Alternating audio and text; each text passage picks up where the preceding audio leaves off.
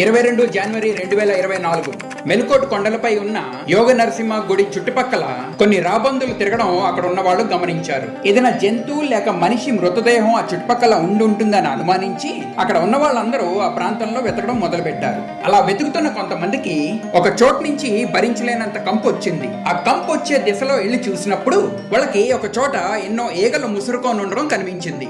అక్కడ తవ్వి చూసినప్పుడు వాళ్ళకు ఒక మహిళ మృతదేహం దొరికింది. అయితే అక్కడ ఉన్న వాళ్ళలో ఒక వ్యక్తి ఆమె వేసుకున్న బట్టల్ని చూసి అది దీపిక మృతదేహాన్ని గుర్తుపట్టాడు. అసలు ఈ దీపిక ఎవరు, ఆమె హత్యకి ఎందుకు గురైంది, ఆమెని హత్య చేసింది ఎవరు, ఇంకా ఆమె వేసుకున్న బట్టల్ని చూసి ఆమె మృతదేహాన్ని గుర్తుపట్టిన ఆ వ్యక్తి ఎవరు? ఈ స్టోరీ మొదలయ్యేది కర్ణాటకలో ఉన్న మాండ్య జిల్లాకి చెందిన మాణిక్యనహళ్లి అనే ఊరు నుండి. ఈ ఊర్లో దీపిక అని 28 ఏళ్ల ఒక మహిళ ఉండేది. ఆమె భర్త పేరు లోకేష్. వీళ్ళకి 8 ఏళ్ల కొడుకున్నాడు.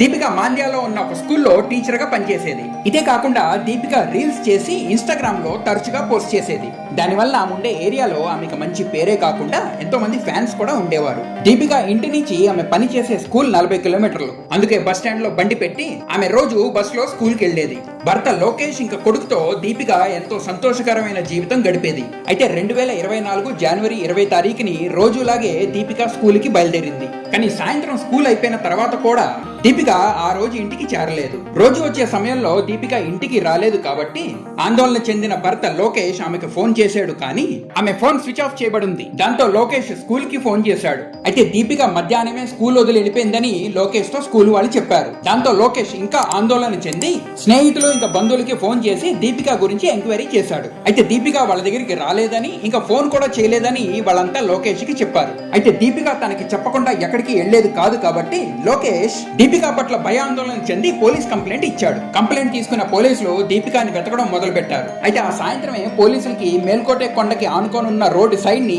దీపిక స్కూటీ దొరికింది. స్కూటీ దొరికిన చోట ఎంత వెతికినప్పటికీ పోలీసులకి దీపిక దొరకలేదు. ఈ విధంగా 2 రోజులు గడిచింది. అయితే స్కూటర్ దొరికినప్పటికీ దీపిక ఆచూకీ దొరకలేదు కాబట్టి పోలీసులు దీపికాని సరిగ్గా వెతకట్లేదు అనుకొని లోకేష్ ఇంకా ఆయనతో ఉన్నవాళ్లు దీపిక స్కూటర్ దొరికిన చుట్టుపక్కల వెతకడం మొదలు పెట్టారు. ఇలాగ వెతుకుతూ ఉన్నప్పుడే ఈ వీడియోలో మొదట మీకు నేను చెప్పినట్టు ఒక చోట రాబందులు తిరగడం వాళ్ళకి కనిపించింది. ఆ చోటుకి వెళ్ళినప్పుడు వాళ్ళకి భరించలేనంత కంపు రావడం వల్ల వాళ్ళ పోలీసులకి ఫోన్ చేసి ఈ విషయం చెప్పారు. పోలీసులు అక్కడ తవ్వినప్పుడు వాళ్ళకి ఒక మహిళ మృతదేహం దొరికింది. అయితే ఆమె వేసుకున్న బట్టల్ని చూసి అక్కడే ఉన్న లోకేష్ అది తన భార్య దీపిక మృతదేహం అని గట్టిగా ఏడుస్తూ చెప్పాడు. నిజానికి దీపిక ముఖం గుర్తుపట్టలేని స్థితిలో ఉంది. కానీ ఆ రోజు ఆమె స్కూల్ కి వేసుకున్న బట్టల్ని గుర్తుపట్టి అది దీపిక మృతదేహం అని లోకేష్ నిర్ధారించాడు. తదుపరి దర్యాప్తు కొరకు పోలీసులు బాడీని పోస్ట్ మార్టం పంపించారు. అయితే జనం అంతా కలిసి దీపికాని వెతుకుతారని కానీ లేక జనానికి దీపిక ఆచూకీ దొరుకుతుందన్న విషయం కానీ పోలీసులు ఎక్స్పెక్ట్ చేయలేదు. అదే విధంగా ఈ వార్త ఇంత తొందరగా వైరల్ అవుతుందన్న విషయం కూడా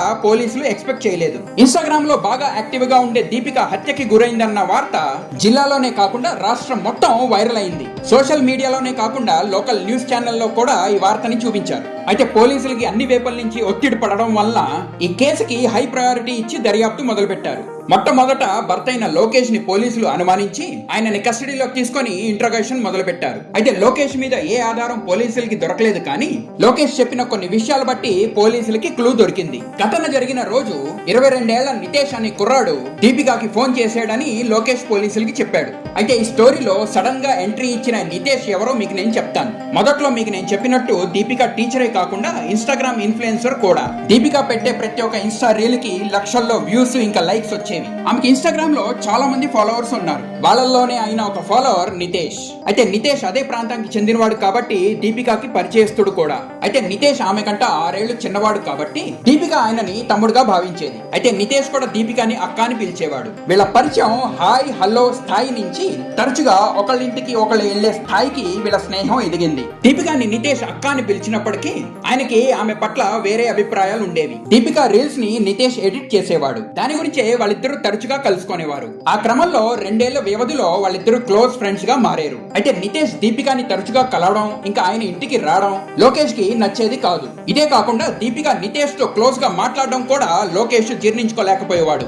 ఇదే కాకుండా ఊర్లో అందరూ నితేష్ ఇంకా దీపిక గురించి గుసగుసలు చేసుకునేవారు. నితేష్ వల్ల లోకేష్ ఇంకా దీపిక మధ్యలో తరచు గొడవలు అయ్యేవి. అయితే నితేష్ ని ఇంకా కలవద్దని ఆయన ఆయనని ఇంటికి రానియొద్దని, ఫోను ఇక మెసేజ్ల ద్వారా కూడా ఆయనతో మాట్లాడొద్దని దీపికాకి లోకేష్ చెప్పాడు. ఈ విషయంలో వాళ్ళిద్దరి మధ్యలో పెద్ద గొడవైంది. దీపిక తన భర్త, కొడుకు ఇంకా కుటుంబ జీవితానికి ప్రాధాన్యత ఇస్తూ ఇంకా నితేష్ ని కలవనని భర్త లోకేష్ కి మాట ఇచ్చింది. తనని కలవడానికి ప్రయత్నించొద్దని, ఫోన్ లో ఇంకా మెసేజ్లు కూడా చెయ్యొద్దని నితేష్ కి దీపిక చెప్పింది. దీపికతో తన ఫ్రెండ్షిప్ బ్రేక్ అయిపోవడం నితేష్ జీర్ణించుకోలేకపోయాడు. నితేష్ దీపికని అక్క అని పిలిచినప్పటికీ నేను ముందే చెప్పినట్టు నితేష్ మనసులో దీపిక పట్ల దురాలోచన ఉండేది. దాని తర్వాత కూడా దీపికతో మాట్లాడడానికి నితేష్ చాలా ప్రయత్నించాడు. లోకేష్ చెప్పిన ఈ విషయాలన్నీ పోలీసులు విని ఇంకా ఆలస్యం చేయకుండా నితేష్ ని అరెస్ట్ చేయడానికి వాళ్ళ ఇంటికి వెళ్లారు. కానీ నితేష్ ఇంట్లోనే కాకుండా ఆ ఊర్లో కూడా ఎక్కడా లేడు. నితేష్ కి పోలీసులు ఫోన్ చేసినప్పుడు ఆయన ఫోన్ స్విచ్ ఆఫ్ చేయబడి ఉంది కాబట్టి పోలీసులకి ఆయన మీద అనుమానం ఇంకా పెరిగి ఆ ఫోన్ నెంబర్ ని ట్రాకింగ్ లో పెట్టారు. కొంతసేపు తర్వాత నితేష్ ఫోన్ ఆన్ అయినప్పుడు ఆయన కర్ణాటకలో ఉన్న విజయనగర్ జిల్లాకి చెందిన హాస్పిటల్ లో ఉన్నట్టు పోలీసులు తెలుసుకున్నారు. పోలీసులు వెంటనే హాస్పిటల్ కి వెళ్లి నితేష్ ని అరెస్ట్ చేసి మాణిక్యనహళ్లి పోలీస్ స్టేషన్ కి తీసుకొచ్చి ఇంట్రాగేషన్ మొదలు పెట్టారు. మొదట్లో అమాయకుడుగా నటించిన నితేష్ ని పోలీసులు తనదైన శైలిలో ప్రశ్నించగానే నితేష్ చిలకలాగా నిజాలు చెప్పడం మొదలు పెట్టాడు. దీపిక తనతో ఫ్రెండ్షిప్ బ్రేక్ చేసుకుంది అన్న నిజాన్ని నితేష్ భరించలేకపోయాడు. ఎలాగైనా దీపికతో స్నేహ సంబంధం కొనసాగించడానికి నితేష్ చాలా ప్రయత్నించాడు. నితేష్ ఎన్నిసార్లు ఫోన్ చేసినా దీపిక రెస్పాండ్ అవ్వలేదు. దీపిక నితేష్ నెంబర్ ని బ్లాక్ చేయలేదు కాబట్టి మళ్ళీ వాళ్ళ స్నేహ సంబంధం మొదలవుతుందనే ఆశ నితేష్ కి ఉండేది. అందుకే రోజు తను దీపికకి మెసేజ్లు ఇంకా ఫోన్స్ చేసేవాడు. దీపిక నితేష్ ఫ్రెండ్షిప్ బ్రేక్ అయిన 15 రోజులకి అంటే జనవరి 20 తారీఖుని నితేష్ పుట్టినరోజు. రోజులాగే ఆ రోజు పొద్దున కూడా దీపికకి నితేష్ ఫోన్ చేశాడు. కానీ దీపిక ఆయన ఫోన్ కాల్స్ కి రెస్పాండ్ అవ్వలేదు. ఈ రోజు నా పుట్టినరోజు కాబట్టి నీతో మాట్లాడాలని ఉందని నితేష్ దీపికకి మెసేజ్ పెట్టాడు. ఆ మెసేజ్ చూసిన దీపిక మొదట్లో ఇగ్నోర్ చేసినప్పటికీ కొంతసేపు తర్వాత పుట్టినరోజు శుభాకాంక్షలు నితేష్ కి మెసేజ్ ద్వారా పంపించింది. అయితే తనతో మాట్లాడాలని ఉంది కాబట్టి ఫోన్ చేసినప్పుడు దయచేసి ఆన్సర్ చేయాలని నితేష్ మెసేజ్ పెట్టి కొంతసేపు తర్వాత దీపికకి ఫోన్ చేశాడు. ఈ మాట దీపిక ఆ ఫోన్ ని ఆన్సర్ చేసి నితేష్ తో మాట్లాడింది. కిందటి సంవత్సరం ఇదే రోజు నువ్వు నాతో కలిసి ఉన్నావని, ఎంతో ఆనందమైన క్షణాలు ఇద్దరం గడిపేవని నితేష్ ఫోన్ లో మాట్లాడేటప్పుడు దీపికకి గుర్తు చేశాడు. క్రిందటి సంవత్సరం లాగే ఈ సంవత్సరం కూడా తనని కలవాలని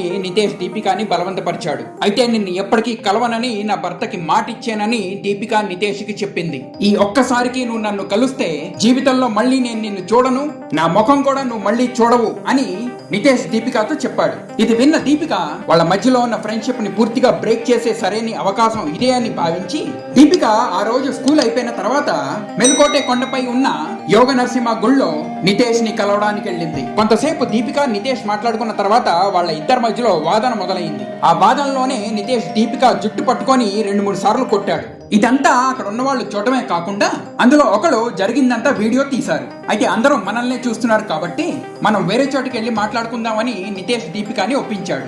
ఎవరు లేని చోటికి వీళ్ళిద్దరూ చేరుకున్న తర్వాత నితేష్ దీపికతో తనతో మాట్లాడాలని ఇంకా స్నేహం కొనసాగించాలని నితేష్ దీపికని బతిమాలుకున్నాడు. తనకి తన భర్త, కొడుకు ఇంక కుటుంబ జీవితమే ముఖ్యం అని, ఇంకెప్పుడు నిన్ను కలవను, ఇంకా ఫోన్ లో మాట్లాడను అని దీపిక నితేష్ కి గుడ్ బై చెప్పి వెనక్కి తిరిగి నడుస్తున్న సమయంలో నితేష్ దీపిక చున్నీ పట్టుకొని వెనక్కి లాగి అదే చున్నీని ఆమె గొంతుకేసి గట్టిగా చుట్టాడు. ఊపిరి అందని దీపిక ఎంత గిలగిలా కొట్టుకున్నా నితేష్ ఆమెని వదిలిపెట్టలేదు. కొంతసేపు తర్వాత ఊపిరి అందని దీపిక చనిపోయింది. అయితే చనిపోయిన తర్వాత నితేష్ కి దీపిక మీద ఇంకా కసి తీరక ఒక పెద్ద రాయితో ఆమె ముఖం మీద కొట్టి గుర్తుపట్టలేని విధంగా తయారు చేశాడు. ఆ తర్వాత ఒక 2 అడుగులు గొయ్యి తవ్వి దీపికాని అందులో పాతి పెట్టాడు. తర్వాత ఆయన ఫోన్ తీసుకొని ఒక వాయిస్ మెసేజ్ రికార్డ్ చేశాడు. డాడీ, నేను చేయకూడని ఒక ఘోరమైన నేరం చేశాను కాబట్టి ఈ ఊరు వదిలి వెళ్ళిపోతున్నాను. ఇంకా నా గురించి ఎవరు వెతకద్దు. ఇంకా నన్ను క్షమించండి, మీరంతా జాగ్రత్త అని రికార్డ్ చేసిన ఈ వాయిస్ మెసేజ్ ని నితేష్ వాళ్ళ నాన్నకి పంపించాడు. ఆ తర్వాత ఆయనది ఇంకా దీపిక మొబైల్స్ ని ఆఫ్ చేసి